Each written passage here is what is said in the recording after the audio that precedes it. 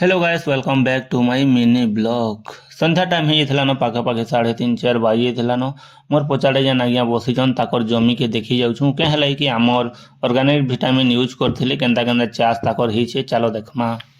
ये चाषी आज्ञा 30-40 वर्ष है चाष काम करूछन हेले ई वर्ष सब वर्ष नु बहुत बढ़िया चाष ହେଇছে बोली कहूछन। आमर एसएससी ग्रुप रो ऑर्गेनिक विटामिन यूज कले एकड़ पीछा मिनिमम 4 ରୁ 5 कुंटल धान अधिक हो पारबा। तारपरे आमे बोले आसुँ लेर गाँ रे इनका आमर 50% पूरा यूज करूछन चाषी आइया माने तो जेन आइया माने नहीं जानी ताको टिके खाली बुझाबार के पड़ुछे आइया काଣା काଣା कहउछन सुनो।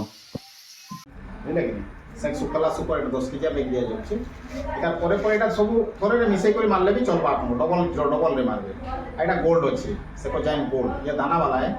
एकरे आपन को हमर बहुत किछि रहउछि नाइट्रोजन रहउछि फास्फोरस पोटास लोह मैंगानीज जिंक कैल्शियम आपन को copper magnesium boron sulphur chlorine sodium carbon ई सब बड़ बड़ गुछा आसबा कलर मजबूत रहबा पूरा लॉन्ग टाइम कलर रहबा बार बार यूरिया पोटास छिड़काव करबा के आपन ना करे इतार परे परे आपको ये जिनिसटा आपको दे देबे से कोविटा एटा आपको 60 ml रे थोरे 10 ରୁ 15 दिन भीतर स्प्रे करबा पड़बा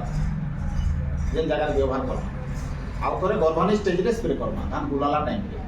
जे बदरा नहीं है बिल्कुल बदरा नहीं है हमें 10 कम से कम 10 पैकेट चासी के बतासु किंतु चासी कम से कम 18 20 22 24 एंता तार आधा जो अटका करसे